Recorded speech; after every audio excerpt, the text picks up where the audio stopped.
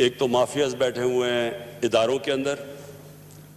एक बड़े बड़े कार्टेल्स बने हुए हैं जिस तरह का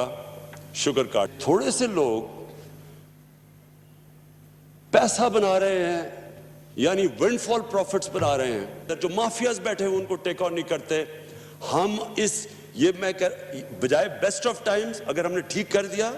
तो ये हमारे बेहतरीन टाइम आ जाएगा जी। तो इदारों में बैठे माफियाज को टेक ऑन करना है, ये कहना है हमारे वज़ीर आज़म पाकिस्तान जनाब इमरान खान साहब का, जो ये कहते हैं कि अगर इन माफियाज को टेक ऑन नहीं किया तो फिर मुल्क जो है वो नीचे चला जाएगा और रिफॉर्म्स अगर हमने नहीं किया तो फिर हमें नुकसान उठाना पड़ेगा। तो यानी कि ये जो माफियाज बाहर बैठे हैं और कुछ माफियाज जो हुकूमत में मौजूद हैं, जो इदारों में बैठे हैं, जिनका जिक्र भी इमरान खान साहब कर रहे हैं, जो जमातों में बैठे हैं, किस तरह से ये पॉलिसीज़ और जो पॉलिसी मेकर्स हैं उनको मिसलीड करते हुए दिखाई देते हैं। किस तरह से अभी रिसेंटली इसकी मिसाल आपके सामने है कि जिस तरह से फाइनेंस बिल 2020 में टैक्स कंसेशंस दिए गए कुछ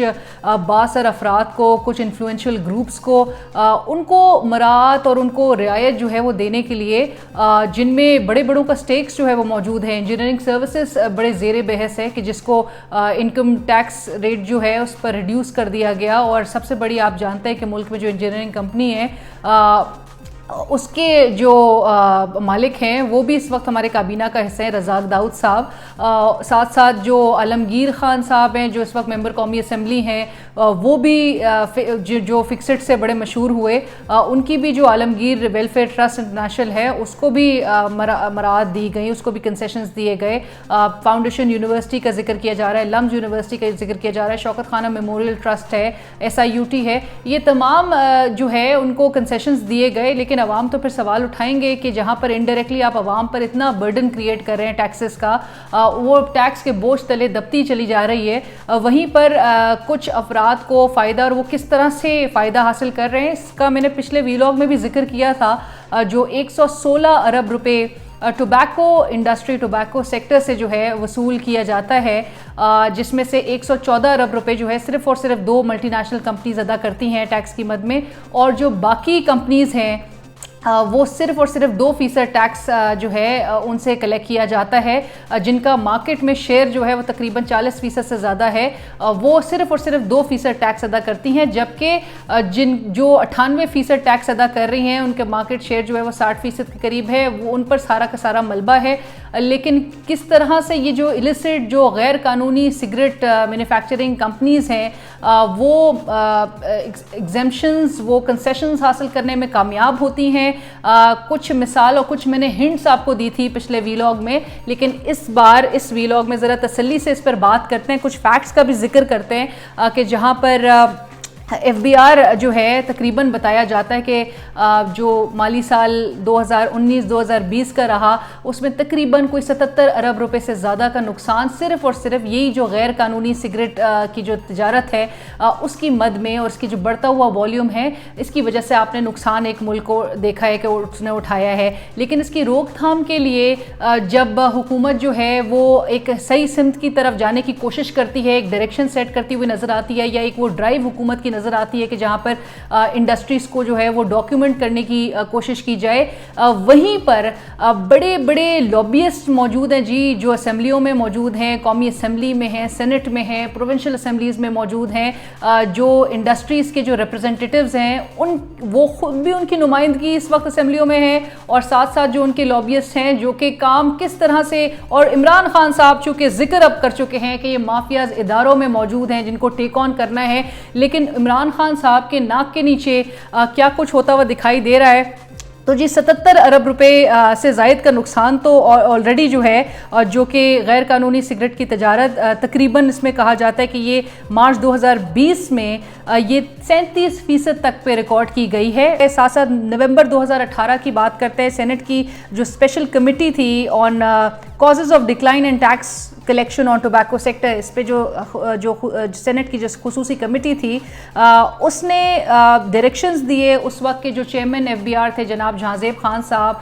उनको बोला गया था कि जी तफसीलात भी, एम्प्लॉयज़ की भी डिटेल्स के हवाले से तफसीलात जो है निकाली जाए, और साथ साथ ये जो मल्टी बिलियन का जो टैक्स एवेजन स्कैम था ये टोबैको सेक्टर का, इसको इन्वेस्टिगेट करने के लिए अहकाम जारी किए जा रहे थे। तकरीबन 2015-16 में जो टैक्स कलेक्शन की भी आप हिसाब देखें कि इस सेक्टर से कितना रेवेन्यू हुकूमत जनरेट कर सकती है, जो वज़ीर आज़म जिक्र करते हैं कि जब हम किसी से कर्जा लेते हैं तो वो हमें किस तरह से देखता है, तो वो नज़रों से बचने के लिए या अपने रेवेन्यूज़ पे इन्हिसार करने के लिए आपको चाहिए कि आप दीगर शोबों से टैक्स वसूल करें, आप उनसे रेवेन्यूज़ कलेक्ट करें जो आप नहीं कर पा रहे। ये माफिया है जहाँ पर पेट्रोल की कीमतें हाल ही में जब बढ़ाई गई थी तो पेट्रोल माफिया का जिक्र किया जाता था, शुगर माफिया है जी, वीट माफिया है, टोबैको माफिया भी इसी तरह है। 2018 में पाकिस्तान तहरीक इंसाफ की हुकूमत जब आई थी तो एक अच्छी नीयत के साथ, एक अच्छे इंटेंशंस के साथ जब रिवाइज एक फाइनेंस बिल लेकर आया गया, मिनी बजट इनकी जानिब से लेकर आया गया, तो उसमें हुकूमत की कोशिश थी डॉक्यूमेंटेशन की तरफ इंडस्ट्रीज़ को लेकर आया जाए और टोबैको इंडस्ट्री को भी लिहाजा इसी हवाले से हमने ये देखा था कि एक मूव थी जो advance adjustable federal excise duty थी उसको 10 रुपये से बढ़ाकर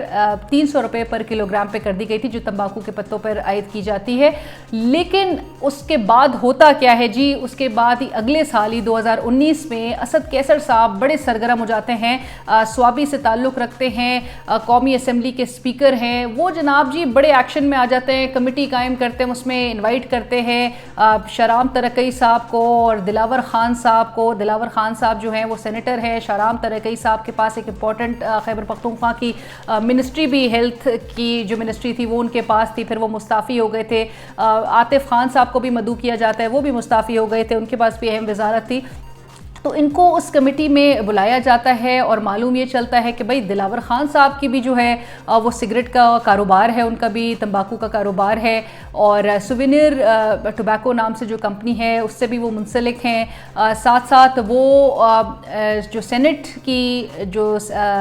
कमेटी है on health services, on finance and commerce, उसके भी वो मेंबर हैं, रुकन है। तो बहरहाल दिलावर खान साहब भी उस कमेटी में मौजूद होते हैं और फिर उसमें प्रेशर डाला जाता है एफबीआर के नुमाइंदों पर कि ये जो ड्यूटी है जो कि 300 रुपये पे कर दी गई थी, पाकिस्तान तहरीक इंसाफ की हुकूमत की जानिब से ही की गई थी, लेकिन प्रेशर क्रिएट किया जाता है कि जी इसको वापस से 10 रुपये पे कर दिया जाए, लिहाजा ये इकदाम ले भी लिया जाता है, इसको 10 रुपये पे ये वापस से रिवर्ट हो जाती है। लीगल जो सिगरेट मैन्युफैक्चरिंग इंडस्ट्री है उसने इस साल रेकमेंड किया था कि ये जो है वो 10 रुपये से बढ़ाकर एक तो आप इसको 500 रुपये पर किलोग्राम पर लेकर आए, जो कि जो अनमैन्युफैक्चर्ड टोबैको पर जो है जीएलटी स्टेज पर, जीएलटी स्टेज ये होती है कि जी जब तंबाकू जो है वो पैदा किया जाता है, किसान पैदा करता है तो उसको फिर वो फैक्ट्रीज़ को बेचता है, फिर जो है वो एक जीएलटी यानी कि ग्रीन लीफ थ्रेशिंग के स्टेज पर जो है वो जाती है, उस मराइल से गुजरती है, तैयार होती है और जब वो वंस वहाँ से निकलती है जीएलटी की स्टेज से तो फिर उस पर एक advance adjustable federal excise duty आयद होती है एफबीआर की जानिब से, जो कि फैक्ट्रीज जो है इवन आपका कानून कहता है कि वो फैक्ट्रीज अदा करती हैं और ये एडजस्टेबल होता है। जब डॉक्यूमेंट्स दिखाए जाते हैं तो उसके बाद जो है ये एडजस्ट कर लिया जाता है। ये किसान पर नहीं आयद होता, again I am saying this, ये किसान पर नहीं लागू होता। ये जो किसानों को आगे कर दिया जाता है ना और किसान कहते हैं कि जी इसका बड़ा नेगेटिव इम्पैक्ट है। नेगेटिव इम्पैक्ट किस तरह से नजर आएगा, क्योंकि ये तो फैक्ट्रीज अदा कर रही हैं, फैक्ट्रीज को जब वो बेचते हैं तो वो तो अपनी कीमत जो है वो वसूल कर लेते हैं, तो ये जो ड्यूटी है ये तो फैक्ट्रीज अदा कर रही होती है। तो ये एक कैंपेन चलाना, किसानों को आगे करना, ये भी आप देखें एक पूरा एक गिमिक्स है और ये एक पूरा किस तरह से सिस्टम को मैनिपुलेट करने की कोशिश की जा रही है। बहरहाल जो लीगल सिगरेट मैन्युफैक्चरिंग इंडस्ट्री थी उसकी जानिब से रिकमेंडेशन गई थी, एक तो यहाँ पर 500 रुपये पर किलोग्राम पे करने की और साथ साथ जो एडजस्टेबल एडवांस इनकम टैक्स था जो कि 5% पर करंटली मौजूद था, उसको बढ़ाने की भी तजवीज़ दी गई थी 10% तक पे। इससे ये होता कि भाई आप डॉक्यूमेंट कर पाते इस सेक्टर को और एक हुकूमत जो है वो रेवेन्यू कलेक्शन में उसको एक इजाफा देखने में आता। जो इस वक्त हम एक शॉर्टफॉल फेस करते हैं, जो इस वक्त दीगर शोबों को ज़रूरत है इस वक्त फंड्स की, रेवेन्यूज़ की, वो हम जो है वो रीराउट कर सकते थे, इस पैसे को इस एक शोबे से निकाल के दूसरे शोबे में डाला जा सकता था, लेकिन ऐसा नहीं होते हुए नज़र आया क्योंकि इस साल भी एफबीआर की जानिब से भी रिकमेंडेशन एफबीआर ज़राई कहते हैं कि उनकी जानिब से दी गई थी। उन्होंने भी 500 रुपये पर किलोग्राम जो है इसको करने की तजवीज़ अदा की जो है वो जमा कराई थी और जो कमेटी थी, स्टैंडिंग कमेटी, उसमें ये बात जो है वो डिस्कस होती है, लेकिन इस बार भी असद कैसर साहब जो है दोबारा सरगर्म हो जाते हैं और वो कमेटी जो कि जिसकी सरबराही खैबर पख्तूनख्वा से ताल्लुक़ रखने वाली मेंबर कौमी असम्बली शंदाना गुलजार साहिबा कर रही थी, उसी के दौरान ये जो एग्रीकल्चर पर जो ये कमेटी थी, इसमें नेशनल असम्बली की स्टैंडिंग कमेटी, इसमें ये बात डिस्कस होती है कि इसको जो है वो वापस से रिवर्ट किया जाए, 10 रुपये पे 500 रुपये पे नहीं है जाएगी। और सेकेंडली ये जो है वापस तजवीज़ लेने के लिए इनको FBI को जो है वो प्रेशर डाला गया, दबाव डाला गया कि वो वापस से लिख कर दें। देख रहे हैं कि मुल्क में किस तरह से ये जो माफियाज़ हैं जो कि इस वक्त टोबैको इंडस्ट्री में भी मौजूद हैं, वो टैक्सेशन स्ट्रक्चर में रद्दोबदल करने के लिए किस तरह से सरगर्म हो जाते हैं, किस तरह से टैक्स अथॉरिटी पर प्रेशर क्रिएट किया जाता है, जिसके बाद पॉलिसी मेकर्स को भी जिसके साथ साथ मिसलीड किया जा रहा है। नाज़रीन, तो माफियाज़ जो इस वक्त मुल्क में मौजूद हैं वो किस तरह से हुकूमत के टैक्स इस्लाहात करने के अज़म को खोखला कर रहे हैं, किस तरह से हुकूमत जो टैक्स बेस बढ़ाने की बात करती है उसकी जो कोशिशें हैं उसको कमज़ोर कर रहे हैं। जब इमरान खान साहब सारा मलबा पिछली हुकूमतों पर डाल देते हैं तो उनसे ये सवाल भी ज़रूर हो रहा है कि उनकी ही हुकूमत के अंदर किस तरह से ये माफियाज़ अपने मनपसंद फैसले करवाने में कामयाब नज़र आ रहे हैं। बज़ाहिर तो ये ऐसा ही लग रहा है कि कहीं ना कहीं इमरान खान साहब ने अपने विजन पर या मौजूदा हुकूमत ने जो